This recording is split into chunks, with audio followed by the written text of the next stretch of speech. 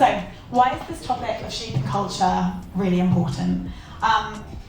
Influence campaigns and social media is where cultural trends happen now. It's where they begin.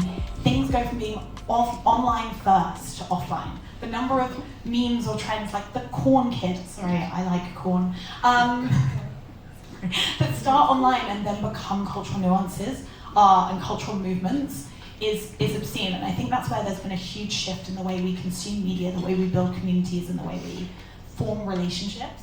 So I think this is, having some great thought leaders who have built cultural movements is so important. We're going to cover a couple of things in this session. So we're going to talk about how do you build and celebrate community online? How do you integrate a brand into culture? So what does that mean? How do you engage with trends? And how do you look at new formats? How do you measure ROI? What is a successful cultural integration? Because that, again, is a fuzzy question. A lot of people don't give real answers to. And then, which, hey, maybe we'll continue that trend today. And then looking at future, we wouldn't be a panel without AI being mentioned, but what do we think the future of community and social is? So, having introduced that for far too long, how does a brand become culturally relevant online? Adam, Chatty Cathy, let's go. Let's see. I think it's about having the right people in the room. I think one of the things that we look for our team is to have diversity of interest, diversity of thought, so we can capture a lot of different parts of the cultural zeitgeist. We have people who are naturally into sports. I'm a huge sports fan. People are into art, into books, into everything. And it allows us to take insights from those different parts of the zeitgeist, bring them back and see what works for the brand, what we're trying to do from an objective standpoint. And from there, we're able to kind of match, find the creative white space between those moments and figure out how DoorDash can come to life for that. And we're lucky that DoorDash, you can kind of, through us, it's more than food. You can get a lot of things delivered through there. So it gives it a lot of opportunity for storytelling, which is awesome. So we can find people to work with, other brands to work with, and finding ways to meet the moment and deliver big memorable moments for our customers and for the audience. And do you start with that?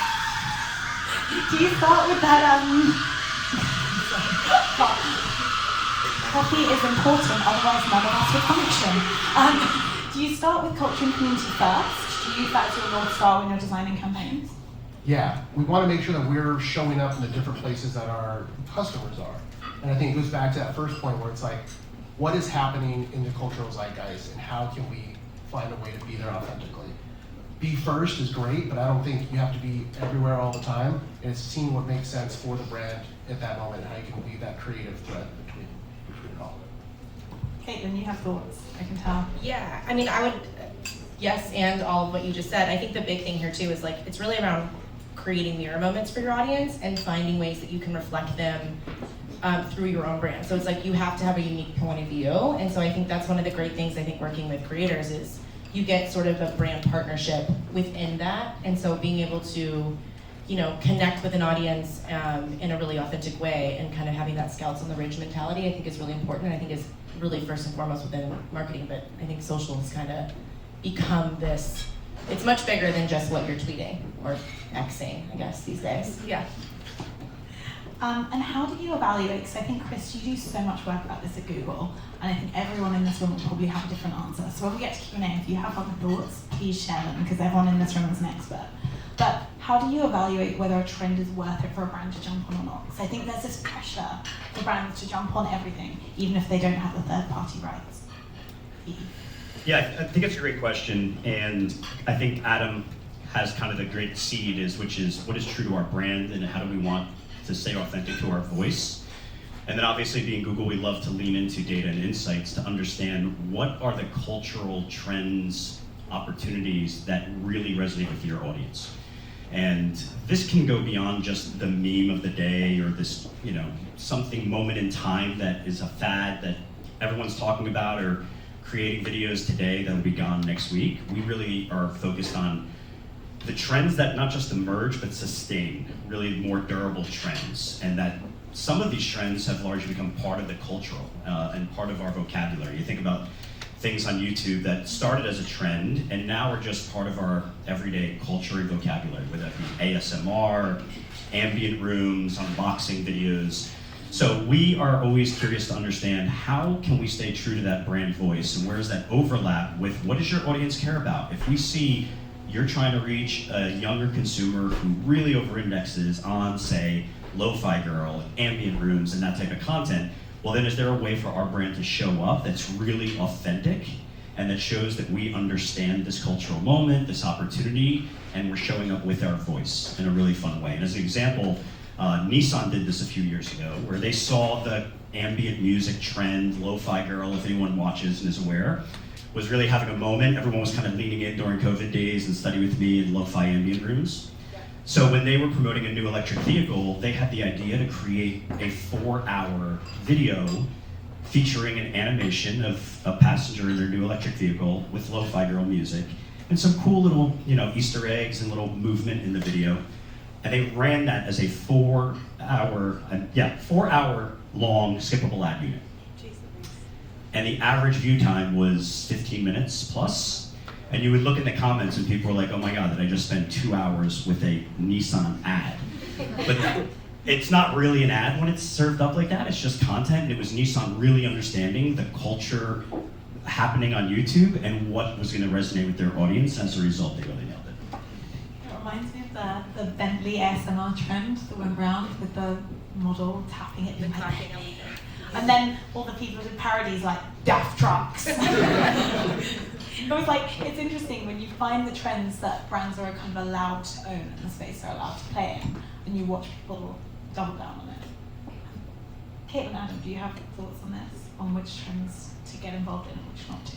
I think you just have to be additive to whatever you're doing. So it's like you can't just go in and just sort of like copycat what's already out there, because then you're just sort of, you're not adding anything to the conversation. So I think it's really about being additive to whatever the fans are doing, and I think the permission gets wider the more you show up consistently. So the way that we, Amazon, music, entertainment, like that is endless, right? Like everybody has a favorite artist. There's thousands and thousands of songs released every day. Our catalog is millions. Like you could go anywhere with it.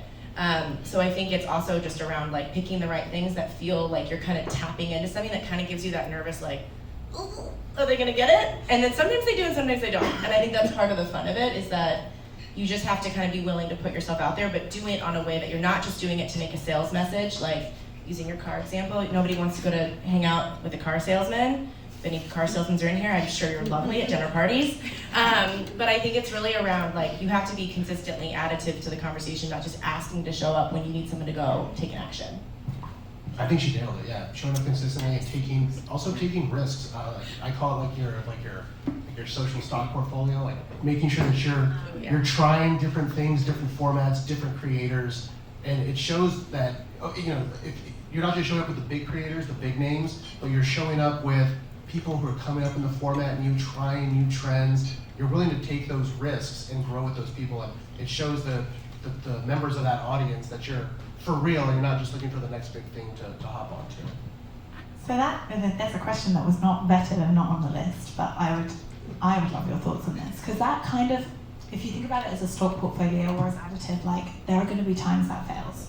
Oh yeah. And how do you build a culture internally where you're allowed to fail as a business? Like Duolingo's been really good at it. It's like they expect to fail because you can't talk about scrub babies or having sex with Dua Lipa without without something going wrong at some point. Yeah. So how do you create an environment internally where you're given the space to play and the space to fail? I mean, I think it's about earning trust with your stakeholders. I think one of the things that you kind of have to lock in is that social is an ever-moving, ever-evolving space, right? So like 1 minute you have 16 platforms that you're playing on, and the next minute you have one is gone and one's popping up. Like it's ever evolving. So I think continuing to be, data-led and having insights, but also having enough of that gut instinct and kind of starting to earn some of those chips where you're like, you can kind of start taking those bigger risks. And it's really about listening to your fans, listening to your audience. And like when you hit something wrong, which you inevitably will do, just knowing how to internally also like own it and like say like, hey, we made a risk, it was based off this insight, it didn't work. And sometimes that's in the form of we spent XYZ amount of dollars on it and nobody cared. And other times it's like, we sent a tweet out that just really didn't hit right. And I think like, especially working in entertainment, you're gonna do that. And so yeah, I mean, I think it's just around, it's a simple answer and a hard thing to execute. It's interesting because I think often if brands haven't been sophisticated in the way they approach influencer marketing, they've often given it to the most junior members of their team. And that those members of their team often don't have the permission or are really scared to innovate because they're worried they'll be the first ones to go. So I mean, I don't know if it sounds like you're all quite good at educating senior stakeholders, but do you have any advice for people who might be earlier on in their career and scared to have those conversations or not know how to build that trust internally? One thought, even maybe before that question, was just the idea of failing is, I think two things we like to think about are, one, test and learn, because something that may on the surface seem like a failure may have really resonated with one subsegment of your audience. And if you set up a testing, parameters where you can understand, is this working with part of our audience, and maybe we can double down and we'll go in a different approach with the rest of the other audience subsegments, then that's a win. You get those learnings. The other thing is, we talk a lot about creative variety and the importance of having a variety of asset lengths and orientations, production styles. Some stuff's high polished, highly produced. Some stuff is really lo-fi and UGC.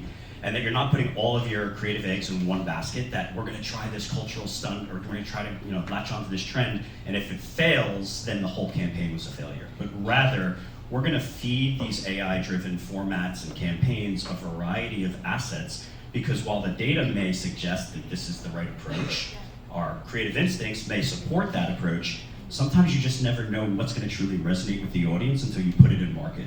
And so then seeing, like, if we're giving it all the variety of ways to show up, then if that one thing fails, there's other things that are likely going to work. And then how do we double down on those? I think to answer your question around how do you start to build that muscle, I think it's around consistently asking yourself if a senior leader is going to want to understand why you want to do it, who are you talking to, how is this benefiting the brand, what's the Amazon Music twist that you're offering to this. So I think if you can answer those questions confidently, or be open to even saying, I don't know, but I have a spidey sense here and I want to go explore it, it earns a lot of, you earn those chips with your senior leadership. And I think my job is I lead a team of absolute brilliant, unhinged marketers. Like their job is to go and tell me the thing that I don't understand. And I think even working in spaces like BET, where I'm not necessarily the audience, or speaking to Gen Z, where I'm no longer that audience, unfortunately. I think it's just about if you can answer why, then if you can answer why and why Amazon, you're more likely to get permission to go and try it. At our core, Tony, all the way from the top, Tony Zhu, our founder, we're still a founder-led company, and he's all about shots on goal. He wants us to try things. Two of our favorite values are bias for action and act like an owner. And it's like, it sounds like, every company has these are our values and stuff. Like, these are actually, yeah, let's go. And people live them. And I think that in our company, in any company, when you always hear people talking about, let's move at the speed of culture. Move at the speed of culture. What does that mean? I think it comes down to 3 pillars, right? It's the people that are inside, your stakeholders, your leadership, how they're empowering you, what you're doing with the empowerment that you have, how you're bringing your insights from your different parts of the cultural zeitgeist to work. I think it's the process or lack thereof. We are very fortunate that we are building processes, taking processes out. I hate red tape. I call myself a red tape samurai, trying to cut through it. I can't stand it, and luckily we're empowered to mitigate making more red tape. And then I think it comes down to the product. Is your product adaptable? Is it reflecting what's happening in culture? Are new features coming out that people care about? If you can have those 3 things kind of work in your favor, you can start to actually quantify and chart out how to move at the speed of culture. And you're right. Some of my favorite pieces of content Digital Voice has actually ever done are with DoorDash super, super, super unhinged. We had a snail as a dasher, a stop motion animation that got featured in Vanity Fair, I think. It got millions of views of literally a snail delivering DoorDash, and it's he's racing in the car, and then he gets out, and obviously it's really slow because he's a snail. There was another creator who wrote a song about her life when she's on her period, which I love watching the men in my team try and present. Because they're like, this is a song about woman things. Okay. But one of the things she does is she craves DoorDash and orders DoorDash, and so it's about like her life. And it's rare to find a client that is like willing to take the bets of playing in these kind of slightly unhinged approaches, these communities, and really spark joy with content. And honestly, it's about building that trust with creators, like allowing them to, I always say like, look, freedom within a framework. I'm giving you some paint and I'm giving you a canvas, but you're gonna make the art. Like, go have some fun. I'm coming to you for a reason. I don't want to jam a million messages down your throat. Make art happen within reason, right? But still, that's a lot. You have a lot of wherewithal. So it comes down to also great creators too. So I'd love to know more from the creative perspective. I think, like, Jack, do you feel pressure to jump onto every trend as a creator? And then also, like, how do you let yourself fail? Because I think we always see it through the lens of, like, it's brands with all the equity and the creators will do what we say. But creators have their own brand equity, and it's much more of a, like, lending that to each other now. Yeah, I feel like that's the new way of perceiving yourself as a creator, to think of yourself as a brand too. I guess at first it's content creation, because at the crux of what we do is we make content, we create content. Then influencer, I think, is a word that to me always feels a little icky. I always feel like it feels a bit embarrassing to call myself an influencer, because primarily to me, I don't ever think, well, it feels, like it feels so transactional. It feels like that's my relationship to the market, but it's not my relationship to my content. When I make something, I'm thinking of like the craft, not influencing people. I don't know, it feels like saying like hooker instead of like sex worker. You know what I mean? It feels a bit crass. Anyways, but then I think brand is the combination of the two. I love that it's like 10:30 a.m. in the morning. We're already there. Trust the influencer to bring the tone down. But then I think, content creator plus influencer equals brand. And so that's where I'm now at with seeing my output, in the same way that Taylor Swift is a person, but Taylor Swift is also a brand and it's an empire. And I think that's why creators now have to kind of imagine their content as well within that framework. I'm not doing like a book Eras tour yet. but yeah, so in thinking of that, the way that I managed to create a career out of talking about books, which I think is niche, and is an activity that we do in isolation, I made a community out of it by looking at things that were trending. So my most viewed video on my YouTube channel is reading books that Kendall Jenner has recommended. I've also, and that one was a big hit, like 5 million views later, a lot of people have watched that one, but then I've also made videos about books that are featured in The White Lotus, for example, and that video didn't perform as well, but when I'm out in the street, people will say like, I love that White Lotus video. Yeah. So I think this kind of goes back to what you were saying, actually, that sometimes you take a risk and it may not perform as well, like the optics aren't as good, but what it means to a certain group of people could be so much more. So yeah, I try and like find ways that things in pop culture that are currently trending, I can sort of meet them halfway with my area of expertise, and then we elevate. So people may love The White Lotus, what I can do is give extra insight into what the books that are used as props that they're all reading on their sunbeds mean, because it's all very intentional. Or like what books Harry Styles references on his first album. He references Bukowski and his poetry in like every track. And so being able to explain that to people is like my area of expertise, where I can meet them, and then hopefully that converts them into viewers and subscribers, and then people who invest in my brand. It's interesting because that's so untrend driven, as in it's influenced by wider trends in culture, but it's not like you're hopping on, doing what everyone else is doing, and copying their format. Your way of engaging culture is kind of building it. I guess like I have the base level of, I call it my arsenal of content, which is like the long form, really high quality content that I've thought so much about and that I've done extensive research into, that like I said is my area of expertise. And then trends, like the audios on TikTok and stuff, that's how I help people to find me. So I hope they enjoy the little trend, and then they stick around, because when they click on my profile, they then see this archive of content that they can then get involved in. Decade worth of book videos. Yes. So thank you for that White Lotus example, because I think it's really interesting, and I'd love to know, just to make everything we've said tangible, what is a trend that your brand or brand you've worked with has got involved in, and did it work? Like, what's a tangible example of a trend you've stepped into? So we, obviously in the music space, there's layers upon layers of licensing and sync, and I would bore everyone in this room if you got into it, but it's a little bit harder to jump on a lot of these trending sounds as big brands, especially as a music brand.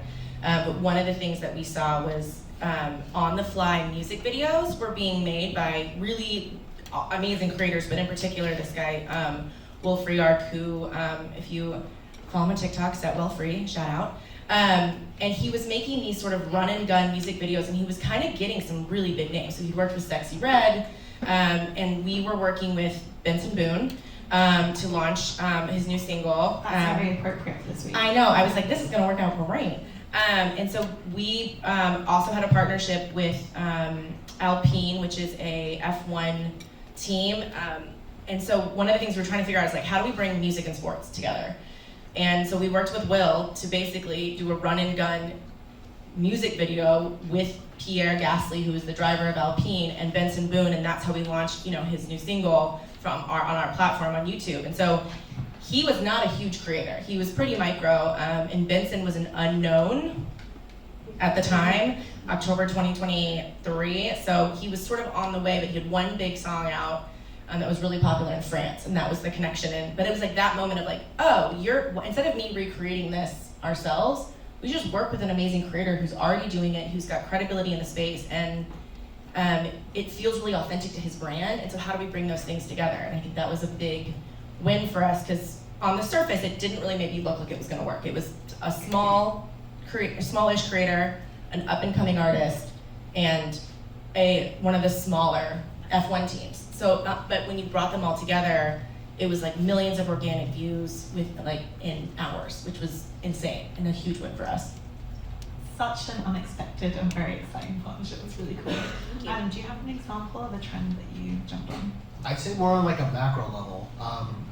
Right before Thanksgiving, we jumped on, we heard about it on a Tuesday. On Wednesday, it came to life. It was the Kai Cenat, Drewski, Kevin Hart Mafia-thon live stream, and they broke like every record out there, subscriptions, concurrent viewers, you name it. And it, in the sense of like, it was unscripted. So we literally said, we were like, all right, it's time to live this freedom within a framework thing that we keep harping about. Let's give them X amount of money. We know that Black Friday is one of our biggest days. We need to get the message across. DashPass saves you money, and get more than food on DoorDash. So like, all right, here's what you need to do, what's your pitch to us? And they come back to us, they say, we're just gonna like order stuff throughout the stream. It's gonna become part of the joke that Drewski's ordering stuff for Kevin for Christmas, or Kai to celebrate this, and like, it's just gonna be the most crazy stuff ever. And we're like, all right, go for it. Yeah. So they did, and one of the things that he kept talking about was Xboxes and PlayStation 5s. He like gave one to Kai, gave one to Kevin, his crew, all this stuff. And that was, that was the Wednesday before Black Friday. And Black Friday comes, and they posted this stat, like we broke the record for a single day Xboxes bought on DoorDash. Now, can you quantify, put it all to that? Maybe not, but like that thing was front and center. So the macro trend there is leaning into this. I mean, live streaming has been around for a while, but the size, scale, and scope, and the players that are playing in it, and the unscripted nature of it, we're leaning into that heavy. And now it's something that agents, managers, talent come to us like, we're thinking about doing X. Do you guys want to get in on this? It's so interesting as well, because there are so few brands that lean into live stream because you can't pre-approved content, right? Yeah. And there's huge brand safety risks with it, and it takes like it was really brave to trust someone, especially because that was an insane live stream. That was not that was an wild. SFW. There were sex workers on that live stream. Yeah. I mean, it was, yeah. We got our hand slapped a little bit. Did you? It's just a new muscle. Like it's educating in real time to the org, to each other, of what works and what doesn't, and even to the creator. Like, here, man, here were the things that went great. We want to keep doing these, but here are the things that we want to keep doing, stay away from. So everyone's learning together for sure. But again, it's like creating a culture where you're allowed to learn, and I think it was really creatively brave, which and drove amazing commercial results. It was so much fun. So I'm going to move on to community. In an era where we've shifted, I think, from Instagram and YouTube were about you follow the creators and then you watch their content. So you follow creator first, But now a lot of the algorithms, especially with YouTube Shorts, Reels, and TikTok, are content first. So how do you decide with that which creators and which communities you're going to play with as a brand? How do you determine? How do you determine that? Sure. I think it's really about where do you need to grow. So, I mean, your audiences are endless, but I think if you start to narrow in on, what is it, where's the low-hanging fruit? I think, entertainment is vast. Like, books are vast. You could be into 1,000 different genres, you can be into 1,000 different things, and it's finding the white space, I think, and understanding who is more maybe primed to become a customer, not to use an Amazon Prime pun in this. But I think that's really where we are, and then once you figure out sort of as a brand, like, cool, this is the audiences that we really need to focus on, this is who's driving culture in our case, like this is where we think this is really impactful, then you start to think about, well, what creators really speak to that audience authentically, and how do we work together to create moments and consistent moments where we can show up as a brand in partnership with creators who are already speaking to that audience, if we aren't already. And I think, that's a huge thing within entertainment in particular. Like, if you think about every time you launch a new show, like with Netflix, it was a huge thing. You just sat down and were like, well, who are we trying to talk to? Like, Stranger Things could be 1,000 different audiences, but if we get down into who do we think is really going to help carry this message, how do we hit them first, and then amplify that out, I think that's kind of the hierarchy of thinking that we kind of go through. We have a client that actually became Lithuania's second ever unicorn. So they went from being a tiny client, we worked with them for over 5 years, they're now worth over $1 billion. I don't know if anyone heard of Surfshark. Surfshark, they're sister brands with Nord, thank you. Sister brands with Nord, so they're a VPN, like a cybersecurity company. So they've just launched, first it was a VPN to change the location on your computer. So it could be used to protect your data, or when you're connecting to public Wi-Fi, or to switch your location to America when you're traveling so you can still watch American shows. They've also now launched an eSIM, but it was really interesting because they've had this really fascinating test in the mentality of communities. So we've done all their global work, a lot of different verticals. One of the most successful verticals for them is drag queens. The drag creators convert, the ROI is insane. And it's literally because you've got a really, really engaged community that are used to selling to their audience. They're used to very much having like a close, really cultural community relationship.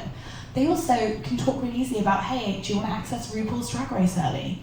Buy a VPN, switch your location. And we have had to come up with this, we have specific briefs for different verticals. So we've got like a tech reviewer one, a travel one. We have a whole drag queen brief. That's like, here are the best examples, do it. And I think that is such an unexpected community for them to play with, but if they didn't have that test in their mentality of like, right, let's find the white space, and when it works, let's double down, we would never have seen the success. And 65% of their customers came from organic YouTube influencer sales. So not paid media, or organic YouTube sponsorships. And it's such an untapped space. It was really cool to see them play in that community area and be unexpected. So I think sometimes your best converting verticals, you don't know who they are yet. Might be someone who makes cakes, like me cakes. Sorry, Mary Allison's a YouTube cake creator. But yeah, it's really interesting to see brands kind of take those risks. Also, for us, we people are always sending me stuff, whether it's on social channels, my teammates across Slack, my family on text. You start to pick up heat signals of where attention is going and whatnot. And also, if someone piques my own interest, I'll go to Jack and be like, all right, man, you're doing something really good here. Here is the budget. Here's what I'm trying to say. It goes back to that within a framework thing. And I'm like, look, man, obviously books, food, maybe people don't, but people read, they eat. What do you want to do? Go for it and help us develop a new type of content that matches your content. Maybe we can create a new trend together. That for me is a lot of fun. And I always tell my partners, future and ones we've worked with before, I'm like, always be pitching. Come and pitch me, send me ideas. Mother's Day is coming up. Here's what the messaging points are. How can we make it come to life in a cool way? So yeah, that's one of our guiding ethos philosophies when it comes to that. I like that. Jack, you've already got 7 ideas for food and books, don't you? I could tell you. I'm ready to go. Well, yeah, that straight away makes me think of books that have recipes in them, like Nora Ephron's books will have recipes, and like Sylvia Plath in some of her poetry has recipes. So, like straight away, the creative mind starts to go wild. I mean, I got to work with Digital Voices on a campaign for the BBC. They have this show called Waterloo Road. I don't know if anyone in this room will know Waterloo Road. It's like Euphoria, except all the actors are actually the age they're supposed to be playing. It's like, you watch Euphoria and it's like, why are you doing heroin? Don't you have homework to do? In Waterloo Road, they do the homework and the heroin. But anyways, so we did this campaign, and in the UK, I grew up on that show. That was like a cult classic TV show, and it was all about celebrating the legacy of that show. So we did a video about classic books, and then I spoke about Waterloo Road as like something that is a personal classic to me. And it was like really fun finding that way of crossing over between like that media and the thing that I talk about all the time. And still, I meet people in the street who are like, I love Waterloo Road now because of that video that I came to thinking you were going to talk about Jane Austen. And it's like, you can do better. So I think for me, like you were saying, the best thing is to kind of elevate what the creator is already doing. And that's where financial investment from a brand helps, because I often can't afford to make a whole campaign for a video. But if I have a brand financing it, now I can. And so ultimately we can actually make something that is better than what I normally do. And I think the risk is seeing a brand collaboration as a sidestep from what you normally do. So, when you see the view counts and there's that one thing that somebody performs really badly and you click on it, oh, it's the ad that they did. Because it's so obviously sponsored. It's like, and on websites, on apps like TikTok, if people don't watch it, then it won't get pushed out to people. So it's not an integration like a YouTube video would be. So in that sense, I think it's about elevating and making something new that I wouldn't be able to do without funding or without a brand's investment. For some of our always on clients, we have like email lists that go to specific creators that are like, hey, if you have an idea, come back. And so there are some creators who are like, one was like, oh, I've always wanted to be in the Red Bull soapbox race. And so he did it, he survived. I was very impressed. But it was like, oh, another person was like, I want to go in a private jet, like a plane, like not a jet, like not that fancy. And the CEO of the company owned a plane and was a pilot. So the whole integration was like in this plane being flown by the CEO of the brand, which is like a crazy integration that you'd never do. But if you didn't ask a creator and say, hey, there's budget to empower you to do something exciting, what would your audience love to see you do? Or what have you always wanted to do that you've never been allowed to? I think it really changes the brand, creator, and culture dynamic. Yeah, and brands have access to things that we as creators do not. And if I sent an email to someone, I wouldn't get a response. Whereas when the brand is behind me, then we can. So I worked with Netflix, and we worked on the One Day premiere, and I got to speak to the person who wrote One Day, David Nichols, who's an incredible author, but also the cast of that show. And I don't have access to Hollywood actors or famous actors, but Netflix do. And so that is what helped me. And I got to interview people like Dua Lipa and stuff on stage, and that was all through working with brands who gave me access to those places. And we ended up making something that went viral because we got to combine my brand and their brand. So yeah. Amazing. It's amazing. So with this shift to culture, community first algorithms and content first algorithms, creator following numbers, I think they're becoming less relevant. But I would love to know, how do you see mixing large creators, macro creators, mid-tier, micro? How do you approach that? Where do you see they have value? Chris, do you have thoughts? Yeah, so I think if we look back maybe 5-6 years ago, when we would have a brief or a request come in from a brand, it was often like, we want to get this many macro creators for this budget. Who can we get that has the most followers? And they were just looking at that surface level subscriber count. And obviously, as you dig deeper in those numbers, are those subscribers active? Did a bunch of people subscribe 5 years ago, but they're only getting a percentage of that audience engaging today? So obviously, it's evolved, and I think now people are way more keen to understand what are the average video view counts for these videos they're posting, the most recent videos they posted, what kind of numbers are they getting, that engagement, so that people don't get so hung up just on pure subscriber counts anymore and macro creators. But the other thing is, again, I talked about variety earlier. If the budget allows, having a variety of creators. So maybe you want someone macro, maybe you want some micro folks. And oftentimes you'll see that those smaller emerging creators on the rise can drive way better engagement. And they really work hard oftentimes, especially if they haven't worked on many big brands and they're not doing 3 campaigns a week. They will put a lot of heart into that effort, and it'll often have big payoff. So I think it's really not just looking at only the big or only the small, but really tapping into both. And then the other thing is, what was maybe considered niche a few years ago, like a niche audience now could be like 10 million people that are into that thing. What was it? You said dark academia is a genre, right, of science fiction that I just learned about, dark academia. But I'm guessing on YouTube, like that is not just a few hundred people that are vibing on comments, but probably millions of people that are into that lane. And so whatever that brief calls for, who's the audience we're trying to reach, what is the message we're trying to convey, there's probably a variety of creators that would be well suited to deliver that message and to partner with. And so really digging in to understand their engagement, how they connect to those audiences, and how they can then show up authentically for your brand.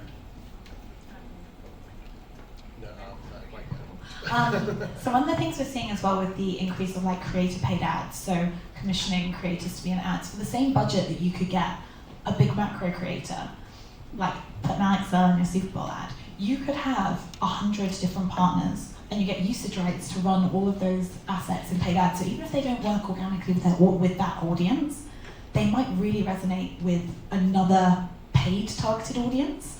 And you can also, I think this is where it's really important. I know no one's talking about DEI this year, that's where we are.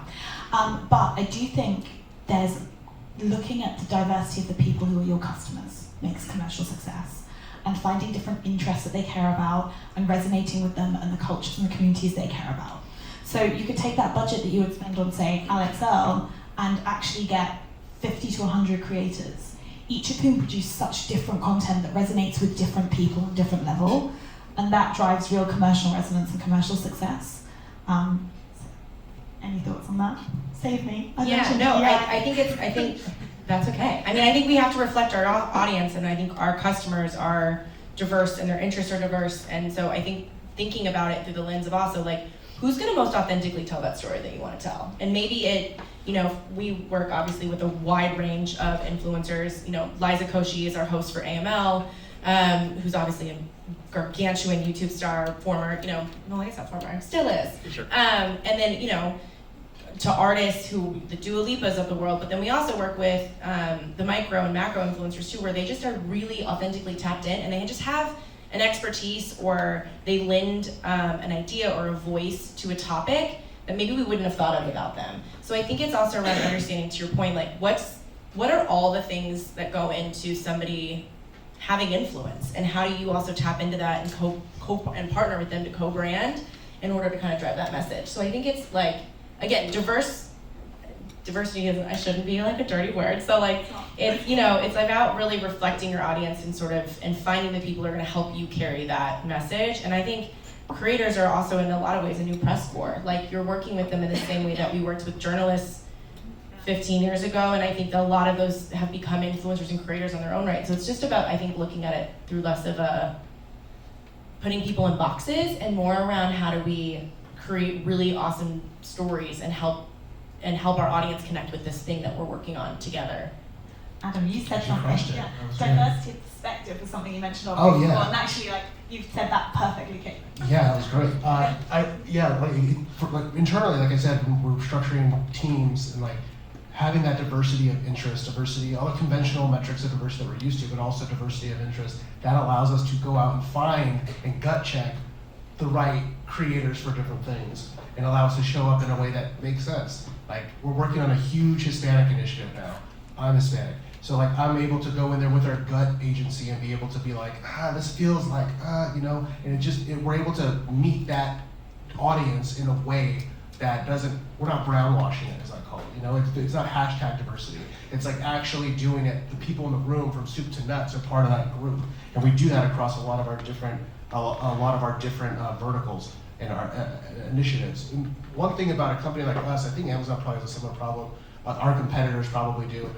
Really, we have our direct DoorDash consumer-facing initiatives. Get DoorDash. We also partner with Taco Bell, Chipotle, Sweetgreen, Wingstop, all of our merchants. They're running campaigns with us that are primarily led from who they're trying to target, what their messaging is, and they're all different. And so we're able to utilize a different group of creators per initiative, per merchant in a different way.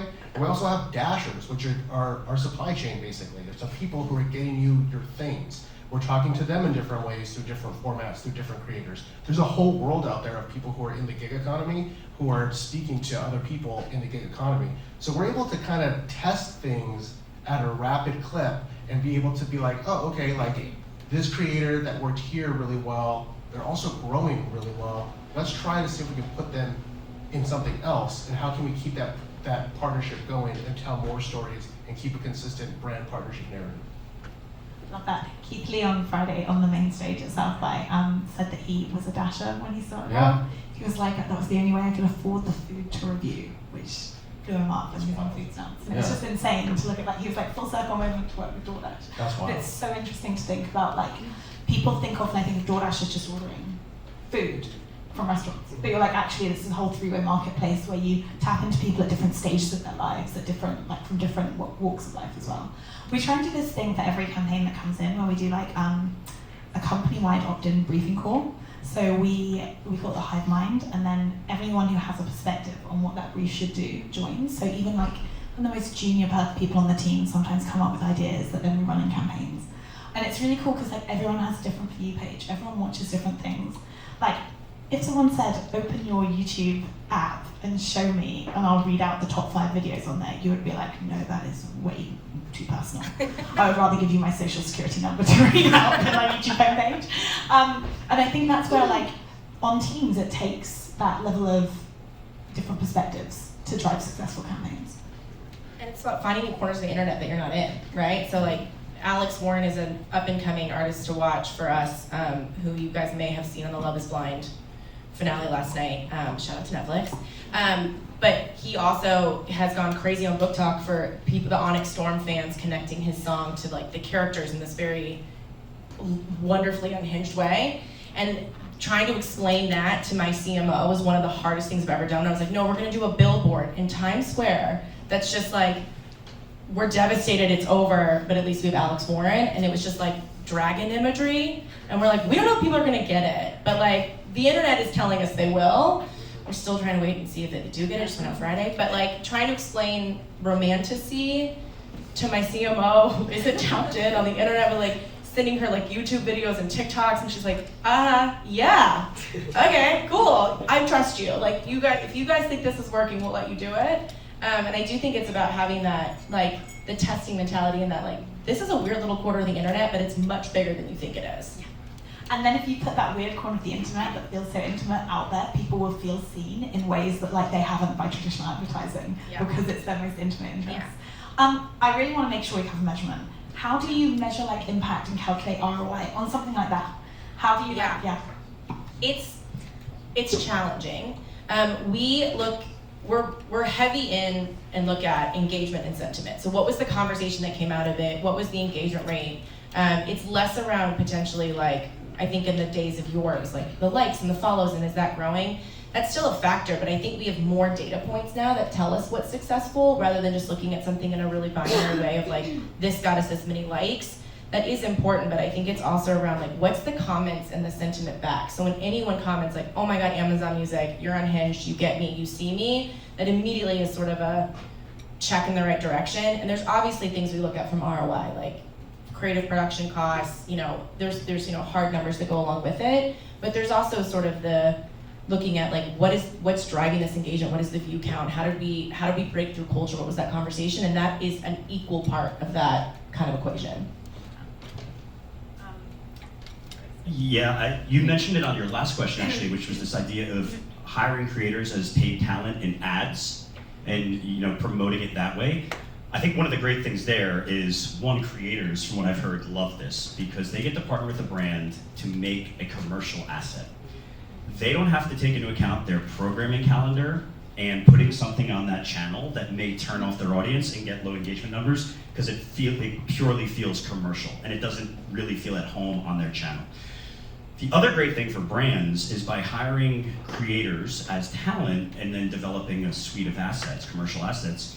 You can script it if you need to, or you can do like Adam said, like here's the paint, here's the canvas, do your thing. You have total control, and then you can deploy those assets in all the paid media formats and campaign types that you would any other brand assets. So all your first party targeting can be deployed and activated, but on the back end, all the measurement that you might do for your Super Bowl linear assets, you can do on YouTube. So whether that be lower funnel metrics and conversion lift and cost per acquisition, or if it's an upper funnel campaign, you want to run brand lift studies to understand awareness or consideration uplift, and also the search uplift. Did people go to Google and search for our brand after seeing this creator talking about it on a skippable 30-second pre-roll ad? And then we also are tapping into more sentiment analysis. As Caitlin mentioned, we're using AI to do something called sentimining. So if those videos are posted and listed on the brand's YouTube channel and you're able to garner a few hundred comments or more, then that's enough for us to run an AI-powered analysis to understand what is the conversation happening on YouTube? Is it positive or negative? And scoring that sentiment from asset to asset. I love that. We literally just built a tool that takes all the comments of all of our influencer organic pieces of content and in multiple different languages and categorizes them as to whether they're positive, negative, or neutral, and then a human has to filter and tick yes, this is correct. But 3 years ago, that tech, the LLM models weren't good enough to do that in multiple languages, and now finally they are. So it's you can have these AI comment sentiment analysis, and it's been so cool to build it and see it work in Swedish. It's oh, okay, Colgate in Swedish, great, I'm gonna pick that up. And I think that's where tech does have a role to play in measuring at scale. And comment sentiment analysis we've seen as so crucial for seeing how brand campaigns land. Okay, any advice for brands looking to enhance their measurement and reporting? Can be a short answer. I mean, it's hard. Yeah. As far as are there any tools? Are there any is there anything, a perspective that helped you? Yeah, we use Sprinkler, which has been a massive help to us, I think, in terms of tagging and sort of understanding sort of what we're doing on our organic channels. I think also from a social listening perspective, just constantly kind of monitoring the space. And I think it's about evolving with your own goals. So I think measuring based on what it is you're trying to achieve. Is it down funnel each acquisition? I would almost use an Amazon term that no one would understand. Is it down funnel sort of KPIs? Is it more awareness? Are you looking to drive in sort of mid funnel? So I think it's really around aligning to your goals and then working with teams to experiment on what that looks like. So earned media value, I think, has been talked about for forever around how do you really think about that? What is the value of a news article versus the value of a tweet? Do you weight those differently? And I think continuing to iterate and have the conversations and sort of testing where you think it's going is kind of, you're always going to be sort of in an experiment phase, and I think measurement is right there with it. And I think, I think kind of tapping into the tools that can give you sort of the overview and then drilling down into the piece of how does this actually drive what I'm trying to drive towards? Lost that at the end. Yeah, I mean, DoorDash is a very, very, very heavy metric KPI. I mean, who's not? But of all the places I've worked at, DoorDash wants to measure literally everything. And some of the stuff I'm data. And I'm I don't know if I can measure that yet. And like today, I'm no, in general, what you're asking for. And also, it's kind of, I'm sure we've all had this kind of thing happen. It's you know for a fact, maybe this is part of the last question, but you know for a fact that something's gonna hit, and you have content-wise, you have enough metrics behind it, and you're well, they're why is it? How do you know? What are you going off of? And you're vibes? I don't know. I'm so deep into basketball land. I know that it's gonna hit. We had a client, a very big CPG client, ask us to come up with a framework for vibes. For vibes, and my chief client officer, her partner is head of data at a performance marketing agency, and he was listening to the call through the door, and he was did you just say you're measuring vibes? Yeah. He was what the hell is that? And she was shut up, it's what the client wants. Yeah. It's so interesting, it's so hard. I joke with my coworker, I call it quantivibing, how are we quantifying the vibes? And it's an art and a science, but yeah. Amazing. Okay, I want to leave time for questions. There's time for some questions, but the last question that's really interested in me is when we're looking at culture and creators, I think we're also looking at communities. And what do you think the future for brands is of community engagement? Is it going to be mainly online? Is it going to be mainly offline? Is it going to be influencer enabled? How do you see brands owning community in the future? It's a big question, just because And I know Jack has thoughts on Yeah. online versus offline. Can I say, like, Yeah. I love it when I'm working with a brand and they comment on the content, you know? Because then it feels like we're working together. It's so weird posting something and the brand don't like it, they don't repost it, they don't comment. I'm like, hello? Am I preaching into the void here? Like, it's such a weird, because it should be a partnership. And that's what I'm saying before about, like, elevation, like looking at a series someone is already doing and elevating it, but also, yeah, being a partner and participating in the campaign too. And I think it gives it a human element. We're seeing lots of brands like Duolingo and stuff commenting on people's TikToks. It's fun when you can kind of have like rapport with the brand, you know? Paris Hilton commented on one of our TikToks, which is hilarious. It's like, it was Taylor explaining trends, and like the only comment was Paris Hilton. Like, how did you find this? Like, what the hell is going on? But like, Jack, you had we had a conversation the other day that I thought was really interesting, where you talked about like your community exists online, and people come up to you in the street, but you want to look at owning that.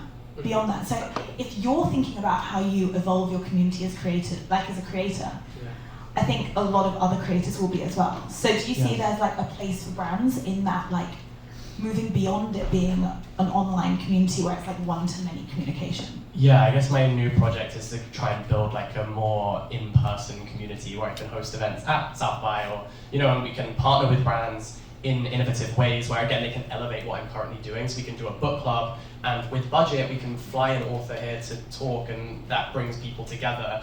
And when you then have that brand being the partner who's brought the whole thing together, I think whether they're providing food from DoorDash at the event or something like that, that's all very helpful to elevate what you're doing. So yeah, I guess I'm trying to build a brand around the book community to give back, because again it's something we do by ourselves. So as an industry leader, I guess I can give that to them. That someone running a book club at their school can't. Whereas I can bring people together in Austin and New York and London and Paris. So I think that's a really special thing, and lots of opportunity for collaboration there. Yeah, I mean, I think it's consistent participation, not to kind of bring it back full circle, but I think the only way that, I don't think brands can own community. I think the community owns it and we are allowed to participate. So I think it's that you have to be an active participant and you have to be an authentic participant, and that's about having people who are in those spaces, whether that's working with creators and then being brands aren't human, so I think when you show up that way, sometimes it can feel schmaltzy, but at the same time, sometimes it works. You look at Taco Bell, you look at Duolingo, Netflix, I think, does a great job of it. And it's really about being like a fan first, and how you show up in those spaces feels like that's how I would show up as a fan. And so then it creates this sense of like, oh, you get me, and therefore I'm gonna trust you when you recommend something to me. So I think it's really more around just consistent participation, and that's at the smallest level where you're commenting on creators or artists, and at the largest level where you're putting them in Super Bowl spots. Like I think you're always in this place of a brand building within the community that you're allowed to participate in. Again, she nailed it. That was killer. I think the consistent participation element is huge in those communities that you're diving into, whether it's basketball, fashion, whatever it might be. Also, at Chipotle, I think Chipotle's done a pretty good job of this over the past 6 years. Like finding those if you know things about your own brand. Like they knew that people were stealing Tabasco bottles, and like you're putting Coke in your water cup, and like building content through there that people are like, oh, I steal from you guys, so like like I get it, you get it, you're in on the joke, like stuff like that. Building a whole content mix of people who are fans of your brand goes to start to slowly build and maintain your own sense of community. I think that's a big one too. And I think, like you said with you say Netflix, I think you just said. I think Apple's been killing it with Severance. Like I call it like the tertiary content they've been able to build online to keep the narrative going. They have stuff that isn't from the show, but it's like still the show. Like they have something for Valentine's Day that was a picture of the microphone that the board talks to, doesn't say anything, and it says the board would like to wish you a happy Valentine's Day. And I was like, this is killer, like they get it, they know it. So I think those are the different mechanisms for sure. And they also just did an amazing ambient experience with the music. That's cool. Of the vibes of the show that you can listen to in the background while you're data processing. and filing. I heard fandom and participation come up so many times in that answer, and that's where my mind went when you were asking about like what's new or thinking about community building moving forward. We actually have a team at YouTube that's called the Culture and Trends team, and they're always looking at the data to see what trends are emerging, what signals are there of those things that are going to be the big moments in a month from now. And they also release an annual report, and the one for 2024 Culture and Trends report was all around fandom and how your communities now are participating. They're participating in the memes of the day, the trends, they are part of the conversation. So I think the brands that do it well are studying what Jack is doing. We used to have a team called Brands as Creators, and the playbook that we would hand to brands that wanted to show up and build out their YouTube channel and loyal subscribers, we were just recommending do the things that the best creators are doing. How do they grow their channel? They have a regular publishing cadence. Their viewers know every Friday at 4 p.m. I'm going to drop a new book review. I am engaging with my community through the comments and crowdsourcing your feedback for my next video idea or the next book I might review. And I'm showing that I'm not just there, but I'm listening, and there's a two-way dialogue and participation. So I think if you're just looking for like what's going to work, just look at what the best creators are doing and how they're setting that expectation and relationship with their fans. I have a prediction for this, which I would love people's thoughts on. I think 2025 is going to be the year of the consumer. And you can see it with the way Taco Bell were putting like the consumer in Super Bowl ads. Because I think with the cost of living and inflation, you need to create customers who, when they go into a supermarket, are going to be willing to spend 50% more on your product versus anyone else's. And that is hard, and the only way you can do that is brand loyalty. And I think a lot of brands that are being really smart, even if you look at Refi did it first, and Tarte, who do these like crazy influencer trips, copied it. They're celebrating bringing their consumers on these trips. And then they're partnering with creators as like, even creators, when they talk about gift guides this Black Friday, did anyone see on TikTok, it wasn't like, here are the things I want. It was, hey, I will tell you what the New York City hot girls want to buy. They weren't saying I'm the aspirational figure, they were saying I am your translator to this community. Jack is the translator to like open the world of books. And I think that's where we're gonna see like creators as cultural catalysts to help brands celebrate those consumers. And I'm really interested to see if brands do more like competitions or more like influencer-led events where they're all there to celebrate the community, but the creator or the influencer is there as part of it. Or they're going to do something highly specialized that's a really deep community reward. I think it's the only way you can get people to spend twice as much on your soda versus any other brand. Hey, I just want to say thank you so much for our panel for being here. This is a great conversation. Thank you for all of you. Thank you for hosting. Thank you so much.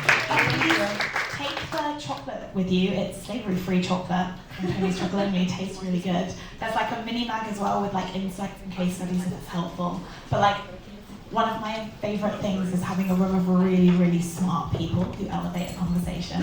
So thank you all for being here and being part of the conversation. Nice to meet you all. Thank you.